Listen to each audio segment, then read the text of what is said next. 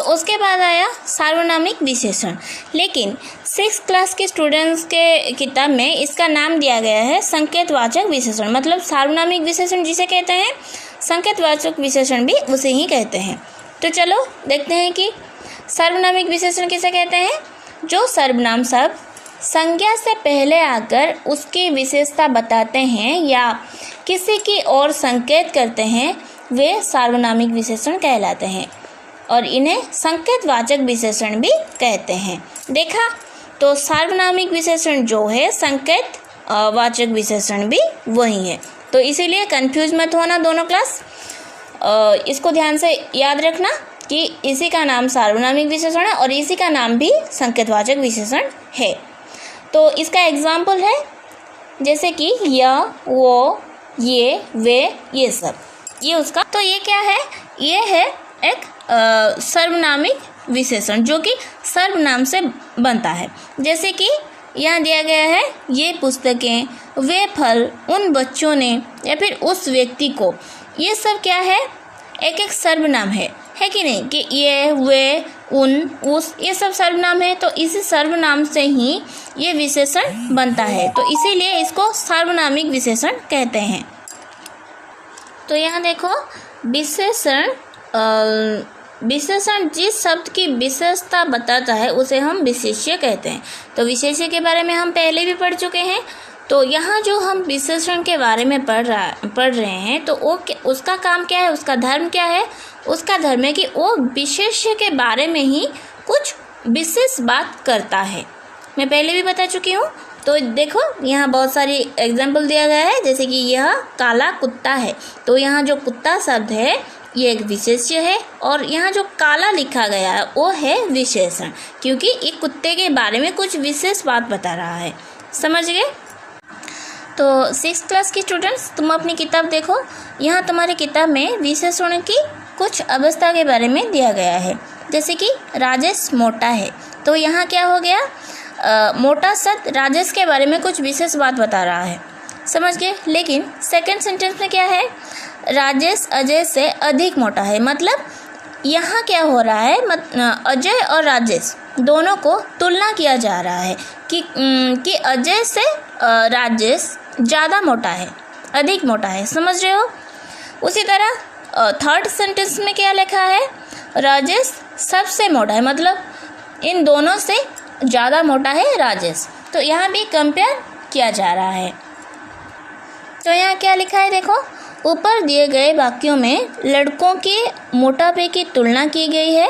पहले वाक्यों में केवल राजेश के मोटापे की अवस्था बताई गई है। दूसरे वाक्य में अजय के साथ तुलना कर राजेश को अधिक मोटा बताया गया है, जबकि तीसरे वाक्य में राजेश को सबसे अधिक मोटा बताया गया है। तो इसी तरह वस्तुओं या व्यक्तियों के गुण दोष की तुलना विशेषण की अवस्थाएं कहलाती है। तो समझ गए, विशेषण की अवस्था किसको कहा जाते हैं।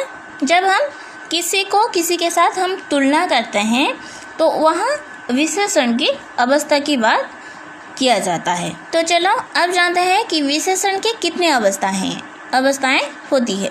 तो विशेषण की 3 अवस्थाएं होती है। वो क्या है, एक है मूल अवस्था, दूसरा है उत्तर अवस्था और तीसरा है उत्तमावस्था। समझ गए। तो मूल अवस्था क्या है, देखो, इस अवस्था में विशेषणों का उनके मूल रूप में प्रयोग होता है। उनकी किसी के साथ तुलना नहीं की जाती है। जैसे कि अमिता सुंदर लड़की है। जैसे कि यहाँ जो पहला सेंटेंस है, राजेश मोटा है, तो ये हो गया मूल अवस्था। समझ गए कि इसी को किसी के साथ तुलना नहीं की जाती है। सेकंड सेंटेंस में क्या है, सेकंड में क्या है, उत्तर अवस्था। तो इसको हम क्या कहते हैं, इस अवस्था में विशेषणों द्वारा 2 संज्ञा या सर्वनाम शब्दों की तुलना करके एक की न्यूनता या अधिकता का बोध कराया जाता है। जैसे कि प्रियंका अमिता से अधिक सुंदर लड़की है। जैसे कि यहाँ बताया गया है राजेश अजय से अधिक मोटा है। तो यहाँ क्या हो गया, एक व्यक्ति से एक व्यक्ति के साथ दूसरे व्यक्ति का तुलना किया गया है, जो कि उत्तरावस्था कहा जाता है। समझ गए। तो तीसरे में क्या है, उत्तम अवस्था। इस अवस्था में विशेषणों द्वारा दो या दो से अधिक संज्ञा या सर्वनाम शब्दों की तुलना करके किसी एक की सबसे अधिक न्यूनता या अधिकता का बोध कराया जाता है। जैसे कि अलका सबसे अधिक सुंदर लड़की है, मतलब यहाँ बहुत सारी लड़कियों के साथ अलका का तुलना किया गया है। जैसे कि अलका सबसे सुंदर है, मतलब जितनी सारी लड़की हैं वो सबसे अलका सुंदर है। जैसे कि यहाँ जो सेंटेंस है, राजेश सबसे मोटा है, मतलब इन दोनों से राजेश मोटा है। ये बहुत सारी एक से अधिक लोगों के साथ उसका तुलना किया जा रहा है, समझ गए। तो इसी को हम उत्तम अवस्था कहते हैं। तो देखो यहाँ कुछ शब्द दिया गया है जो कि मूल अवस्था में क्या कहते हैं, उत्तरावस्था में क्या कहते हैं और उत्तम अवस्था में क्या कहते हैं। तो उत्तम अवस्था को उत्तमावस्था भी कहा जाता है, समझ गए। तो देखो अधिक, अधिकतर, अधिकतम, उच्च, उच्चतर, उच्चतम। तो इसी तरह बहुत सारे शब्द है, तो इसी को पढ़ के याद रखना, ठीक है। तो उसके बाद आया विशेषणों की रचना। तो विशेषणों की रचना किस तरह होते हैं, प्रत्यय या फिर उपसर्ग लगा के की जाती है। और ये 4 प्रकार के शब्दों से विशेषण बनाए जाते हैं। जैसे कि वो क्या है, संज्ञा शब्द है, सर्वनाम शब्द है, क्रिया शब्द है और अव्यय शब्द है। तो देखो यहाँ सभी शब्द से जो विशेषण बनता है उसका एग्जाम्पल्स दिया गया है।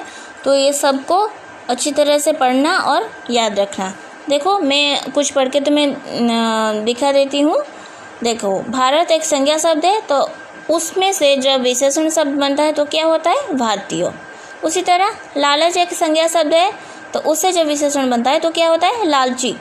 सफल से सफलता, तो ये हो गया संज्ञा शब्द। तो सर्वनाम से कैसे बनता है, मैं एक सर्वनाम शब्द है, लेकिन जब उससे विशेषण बनता है तो क्या होता है, मेरा, वो एक सर्वनाम है, तो उससे जब विशेषण बनता है तो क्या होता है, वैसा। इसी तरह क्रिया से जब विशेषण बनता है तो कैसे होता है, बेचना एक क्रिया शब्द है, जो विशेषण बनता है तो क्या होता है, बिकाऊ। पूजना एक क्रिया शब्द है, तो विशेषण जब बनता है तो क्या होता है, पूजनीय, समझ गए। इसी तरह अव्यय से जब विशेषण बनता है तो देखो ऊपर एक अव्यय शब्द है, जब उससे विशेषण बनता है तो क्या होता है, ऊपरी। तो भीतर और एक अव्यय शब्द है जिससे विशेषण बनता है तो होता है भीतरी है। तो इसको अच्छी तरह से पढ़ के याद रखना, ठीक है। और इसका क्वेश्चन आंसर मैं तुम्हें करके भेज दूँगी, लेकिन तुम खुद पहले करने के लिए कोशिश करना और इसका प्रैक्टिस भी करना, क्योंकि फाइनल एग्ज़ाम में इसी से ही तुम्हारा क्वेश्चन आएगा, ठीक है। तो आज के लिए इतना ही, चलती हूँ, बाय।